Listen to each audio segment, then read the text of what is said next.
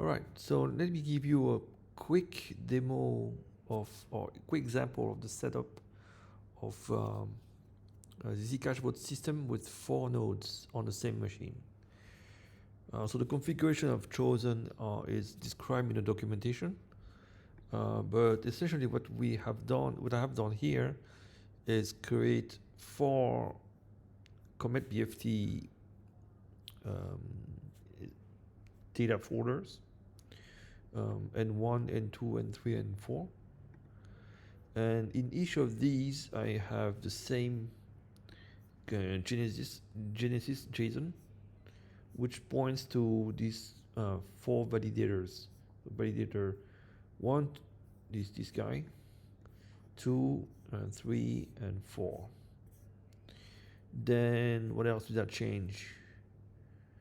That's all for the Genesis. We'll just put the validators there. And then for the config file, node 1 is points to 20,000. The port is 20,000. And node 2 would be 20,100, and so on and so forth. I have also updated the persisted list of peers per peers somewhere up there.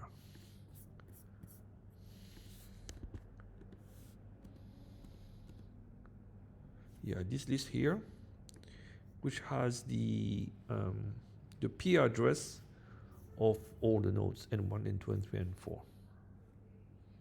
All right. Then for ease of for clarity or ease of usage, there's also a bash script that has these 3 functions.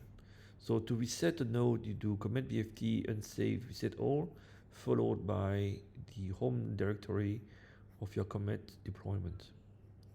So there's a parameter here that allows me to do reset node 1 to reset N1, reset node 2 to reset N2, etc. Then the command to start the node, so commit BFT node instead of unsave reset, and a command to start the server, the Zcash node server. To do that, I need to point to the right configuration file for the node, and then it's running the binary. Okay, so besides that, I have a tmux session. Right, so I set up this tmux session with 4 windows, and each window has 2 panes.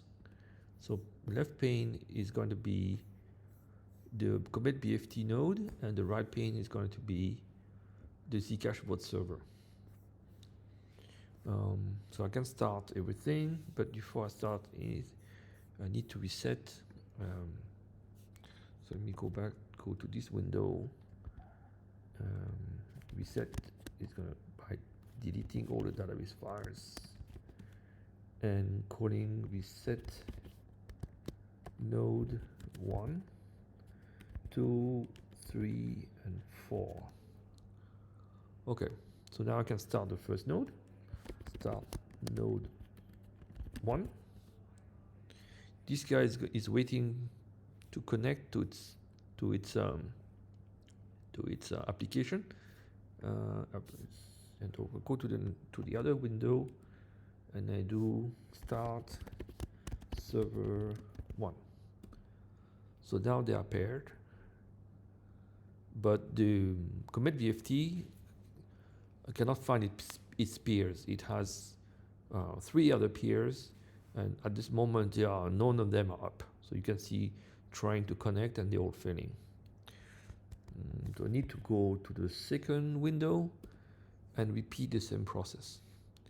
So I can start the node first, or start the server first.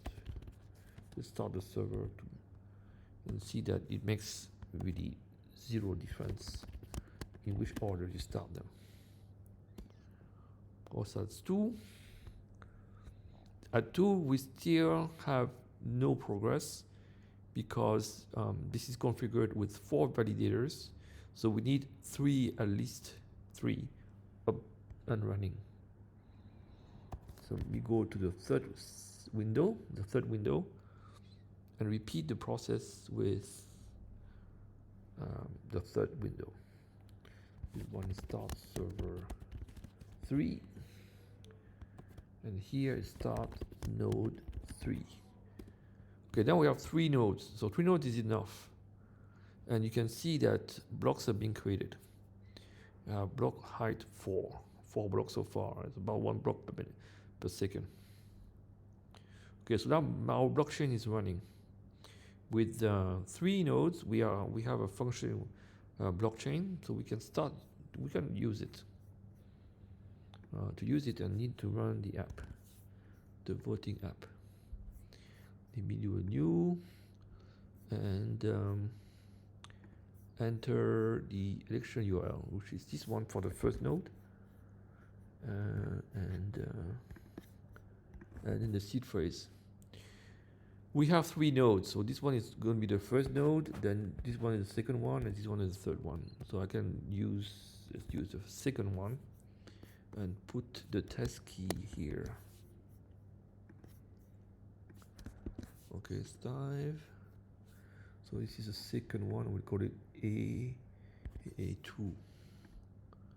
I click this button to download the blockchain.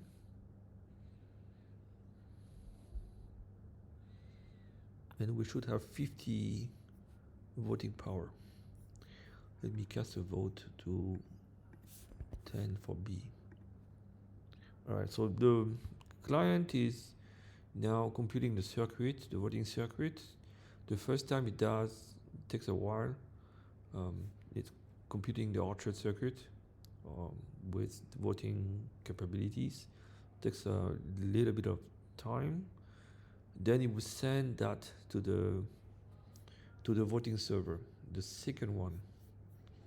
They all are replicated, well, except the fourth one, which is not up yet. So what we are sending to the second one, the second one will replicate to the first one and the third one. So at this time, if we go to the fourth window, we see that it's not running. And we see we have vote 1, 2, and 3, but we don't have vote 4.db. We haven't started vote 4. I can actually start vote 4, start server 4, without starting the node. In which case, we have vote 4.db, but it is not synchronized with the other nodes, and therefore the database is not synchronized either. Let me see if the vote. The vote has been successful, which is why now we have bigger database here. This has recorded the vote, and the amount is reduced. We only have 40 now. So this is an example of submitting the vote via the second server. If instead I submit it via the first server, the same thing should happen.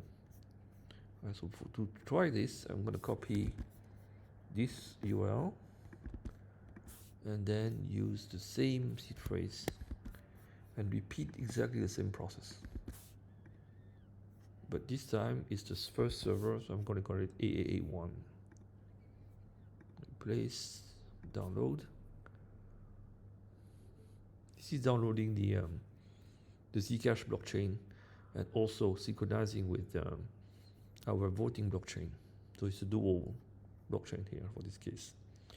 And now if I vote, let's say voting to A10, this is going to go through the first server. But really it doesn't matter because it's all replicated. We have 3 as a reminder, we have 3 nodes running out of 4.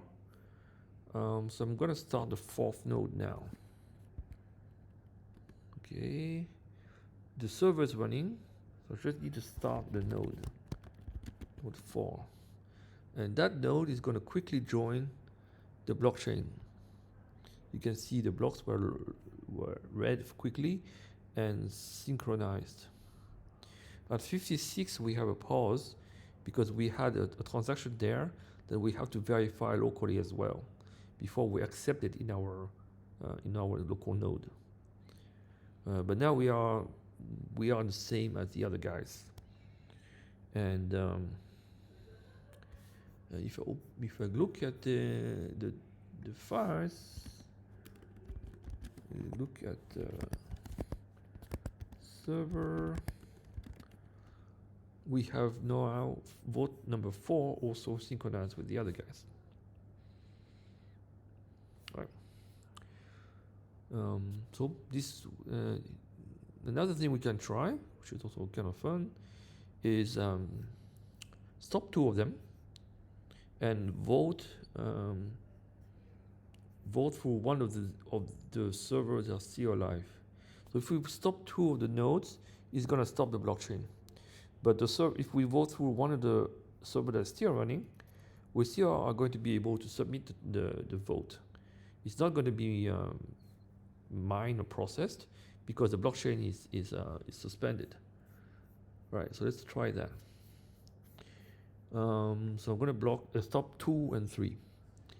Stop 2 and 3 and switch to this guy here, and I'm gonna stop the server. If I stop the application, the node automatically stops. Then I switch to the third one, and then also stop the application, which also stops the node. At this point, the first set of the node 1 is up, but the blockchain is suspended, is paused. You can see there's no progress anymore. But this still allows me to submit. I still can make a vote. Let's see. Action. I forgot which one I used, so I'm gonna redo from the beginning. So this one, and then this key here.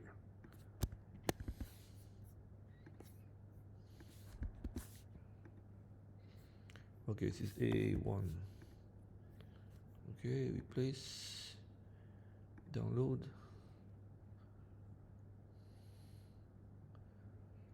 Alright, so I should have 30 here. And I'm going to place a vote of 10. So what we expect is that the vote would go through. We're gonna get a hash number as a receipt. But if we try to refresh our vote balance, it's not going to change. It's going to stay at 30 because that vote is not recorded, and the state of the blockchain hasn't changed. So we have our hash. We still have 30, and even if we wait and refresh, so refresh by pressing the overview button, it still remains 30. Right, 30, still 30. Now if I restart either node 2 or node 3, we're gonna have back the quorum of 3 active validators. The blockchain will resume, it will process the transaction that is pending, and we should have our available voting power decreased to 20. Right, so let's do that. We go to 3, for example, and we restart the server and the node. All right. Now we wait for the consensus to receive the vote that was pending, and process the ballot. So you can see here that the ballot has been received and it has been processed. So now if I go to the client and I refresh, I can see that the voting power has been decreased because now the blockchain has recorded my vote. All right, so this is a quick demo of the distributed application voting chain.